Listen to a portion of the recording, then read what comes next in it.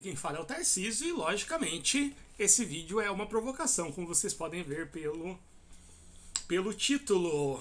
Né? Mas é uma provocação, assim, é uma provocação, logicamente, mas é algo que eu penso bastante, assim, é a minha opinião sobre essas questões que eu vou tratar agora. E não tem problema, quem é contra, assim, não é uma coisa que eu não é uma causa que eu luto por. Eu acho bem interessante as visões que outras pessoas têm. Né? Então vamos lá, é a questão da liberdade no RPG. Sempre quando eu converso com RPG, com as pessoas, elas falam que o lance da liberdade narrativa é talvez o principal elemento que configura o RPG. E quando não há essa liberdade narrativa, é melhor colocar em outras classificações. Por exemplo, num dungeon crawl, em que você vai gerando monstros, armadilhas e a sua função é ir enfrentando isso, né? Não existe essa narrativa, essa liberdade narrativa de dentro das regras da maioria dos dungeon crawls.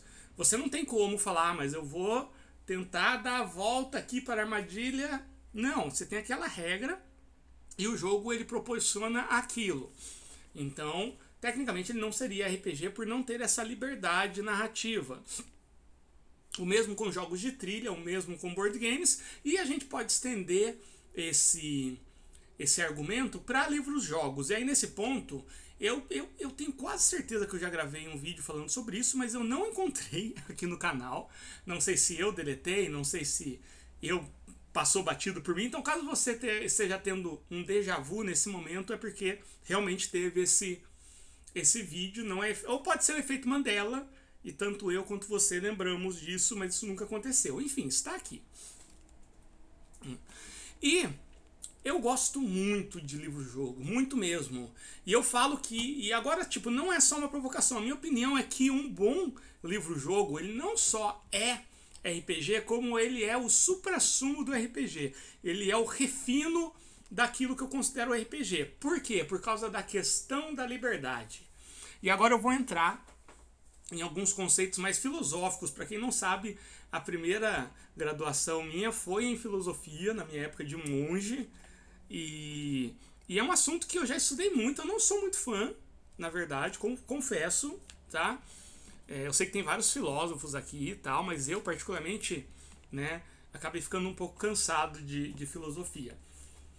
Mas de vez em quando eu me pego pensando sobre isso. E a questão da liberdade. Eu costumo dizer que na vida a liberdade é um conceito muito, muito relativo. E no RPG, mais ainda, eu não vou entrar na questão da vida, mas vou entrar na questão do RPG.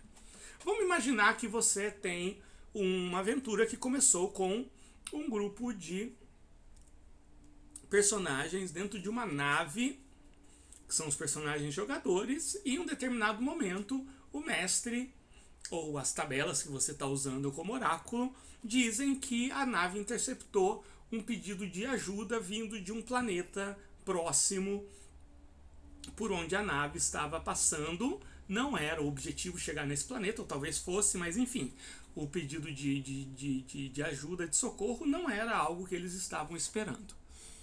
Tecnicamente, se a gente for pensar no primeiro plano, existe uma liberdade narrativa enorme. Os personagens podem fazer qualquer coisa, mas é muito ilusória, na minha opinião, essa liberdade. Por quê? Porque, primeiro, existe um acordo social, estou falando aqui do RPG em grupo, ou um acordo pessoal de você entrar nessa aventura. E aqui talvez eu foque um pouco mais no RPG em grupo do que solo. O solo ele realmente vai ter um pouco mais de liberdade, mas eu ainda considero ilusória. Mas em um grupo, existe aquele acordo social de que os jogadores eles estão ali dispostos a participar daquele cenário que o mestre está propondo. Não que necessariamente vai ser uma coisa, um trilho, né, de trem, mas eles se engajarem em certos prompts, né, certas ideias que o mestre colocar ali na aventura, faz parte desse acordo social. Então, nessa situação, tecnicamente, os meus personagens podem fazer qualquer coisa. Eles podem decidir passar reto e ignorar, eles podem decidir voltar, eles podem ignorar e montar uma mesa e começar a jogar truco, eles podem, de repente, decidir que não vão responder e vão dar um bailão regado a Daniel 2099 e César Menotti e Fabiano de Marte.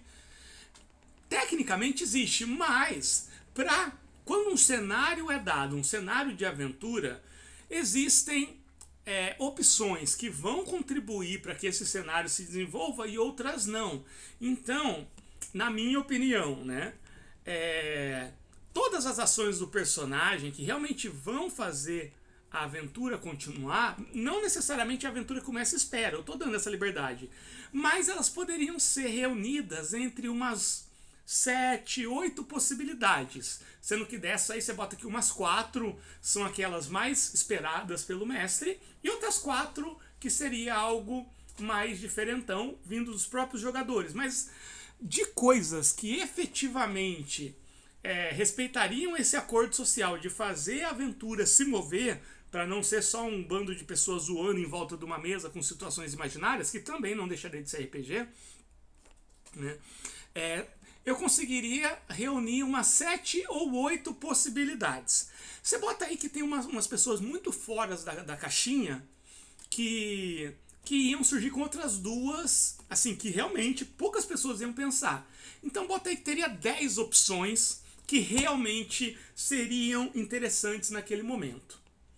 Então, gente, de toda aquela liberdade infinita que a gente apregoa, a gente consegue chegar a 10 caminhos que realmente contribuiriam para esse acordo social de fazer uma aventura acontecer na nossa mesa.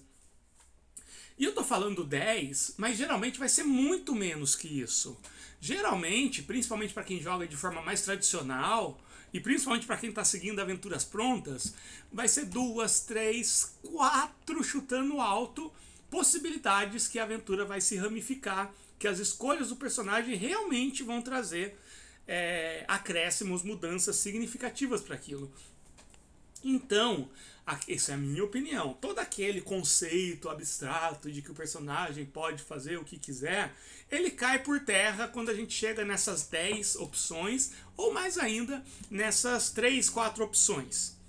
Ai, Tarcísio, mas não vai ser sempre assim? Não vai, mas eu acredito que 90% das aventuras em grupo tradicionais, elas ficam resumidas. A galera mais experiente, que está mais disposto a fazer o negócio funcionar, talvez encontre 10, mas a maioria vai ficar ali. E você bota 10% que realmente vão sair dessa regra. Mas o lance da ciência é pegar coisas mais comuns, que acontecem em maior recorrência e traçar leis para isso, dá para dizer que a maior parte das aventuras de RPG trabalha com um conceito de liberdade totalmente ilusório e que funciona no campo da abstração, mas muito pouco no campo da prática, né? Por exemplo, vai comandar uma dungeon, faz uma dungeon lá com mapa e tudo. Gente, no final daquela aventura vai ser algo muito próximo com um dungeon crawl, né? A forma como os personagens lidaram com as armadilhas talvez esteja a parte da descrição, mas lembrando que você inventar histórias não é exclusividade do RPG. Eu posso começar a contar uma história aqui de exploração de masmorra como se fosse uma contação de história, como se fosse uma anedota, qualquer coisa que vai para além do RPG. Mas na prática, uma exploração de masmorra proposta por um mestre e sendo tomada decisões por jogadores, no final ia fazer um traçado de alguma forma que poderia muito bem ser replicado por um dungeon crawl com regras bem específicas e rígidas. Iria ser outra experiência? Iria, mas as resoluções e as possibilidades que os personagens tomaram ia ser muito próximas. Enfim. E aí eu chego na questão do livro-jogo. Por que eu falo que o livro-jogo, um bom livro-jogo, muitas vezes ele é a evolução desse conceito de RPG?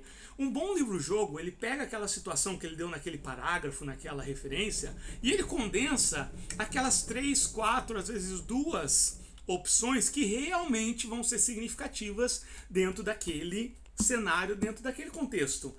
Ele é, como eu digo, o livro-jogo ele para de fingir que todas as outras opções vão ter algum impacto e pega, não, o que vai ter impacto é isso.